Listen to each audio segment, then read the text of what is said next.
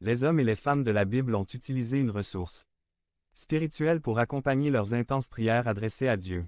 Ils accompagnaient leurs prières du jeûne. Exemple dans la Bible, nous trouvons plusieurs exemples d'hommes et de femmes qui, en plus de prier et de crier à Dieu, ont jeûné dans des situations particulièrement difficiles et particulières. Devenez membre de la chaîne et AIDEZNOUS à propager la parole de Dieu dans le monde entier. Samedi 16 mars 2024 si vous croyez en la puissance de Dieu, commentaire 11. Nous nous souvenons de la reine Esther qui, étant juive, était l'épouse du roi perse Assuérus. Mais il y avait un homme dans la confiance du roi, nommé Éman, qui voulait exterminer les Juifs à cause de sa haine particulière envers un Juif nommé Mardochée qui était un parent d'Esther.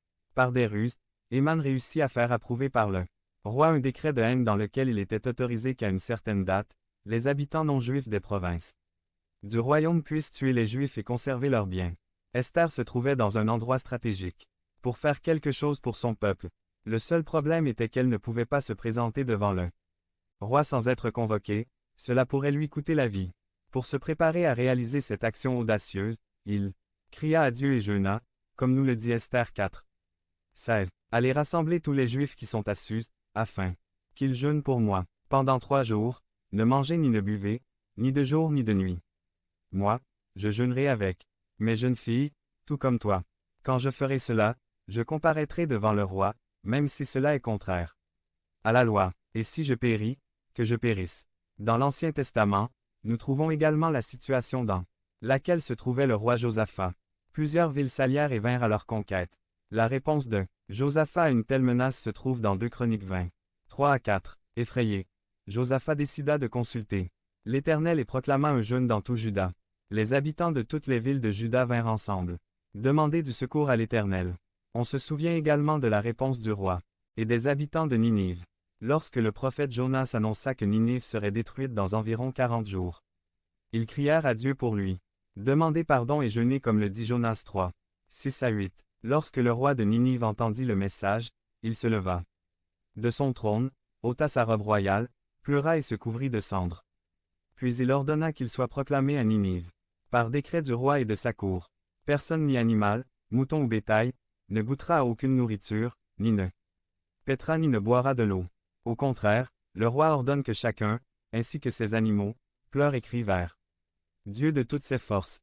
Il ordonne également à chacun de se détourner de sa mauvaise voie et de ses actes violents. Toujours dans le Nouveau Testament, nous constatons que la pratique du jeûne a continué à être utilisée lorsque des situations ou des décisions importantes survenaient, comme le montre Acte 13.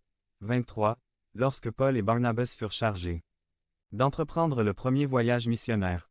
Pendant qu'ils jeûnaient et participaient au culte du Seigneur, le Saint-Esprit dit « Séparez maintenant Barnabas et Saul pour moi pour l'œuvre à laquelle je les ai appelés. » Après avoir jeûné, prié et imposé les mains, ils les renvoyèrent.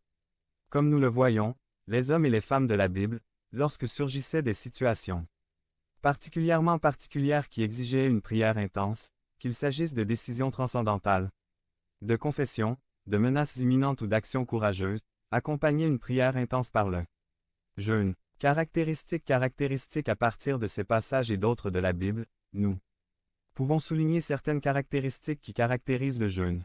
1. S'abstenir temporairement des éléments nécessaires au corps. Nous soulignons le mot temporairement car il ne s'agit pas d'une grève, de la faim ou de quelque chose que nous faisons intentionnellement pour nuire à notre corps. Mais il s'agit de s'abstenir temporairement d'éléments comme la nourriture ou l'eau, si nécessaire à notre subsistance. Le besoin physique que nous ressentons lorsque nous jeûnons nous rappelle notre profond besoin spirituel de Dieu et ce que nous recherchons à ce moment-là. 2. Recherche humble et intense de Dieu. Le jeûne se fait avec une attitude humble et avec de profonds cris de L'(âme) vers Dieu. Lorsque nous jeûnons, nous disons à Dieu, « J'ai tellement besoin de toi que même la nourriture ou l'eau ne sont pas importantes pour moi en ce moment. » Comme le dit le psalmiste, « Mon âme a soif de toi, a soif de Dieu. » Devenez membre de la chaîne et AIDEZNOUS à propager la parole de Dieu dans le monde entier. Samedi 16 mars 2024. Parlez à Dieu en 5 minutes. Description de la vidéo 3. Accompagné d'un temps de prière substantiel. Le jeûne est conçu comme un compagnon de la prière. Cela n'a aucun avantage spirituel en dehors de la prière. C'est donc une erreur de penser au jeûne sans prier. Vous pouvez perdre du poids, mais vous n'obtiendrez pas Les bénéfices spirituels qu'elle apporte lorsqu'elle est pratiquée selon le but pour lequel elle a été établie. 4. Situation particulièrement urgente. Le jeûne dans la Bible était pratiqué lorsqu'il y avait des situations spéciales et extraordinaires qui exigeaient une recherche intense de Dieu. C'est le compagnon idéal pour la prière lorsque surviennent les carrefours de la vie. Les abus, mais comme tout, il y a toujours des abus et des excès de bonnes choses. Dans la pratique, nous constatons également que le jeûne est utilisé à mauvais escient. 1. En guise de pot de vin. Certains en sont venus à penser que s'ils jeûnent, ils tordront le bras de Dieu pour lui faire entendre leur prière. Ils pensent que le jeûne mettra Dieu en échec et mat et il n'aura d'autre choix que de répondre. Dieu ne peut pas être soudoyé.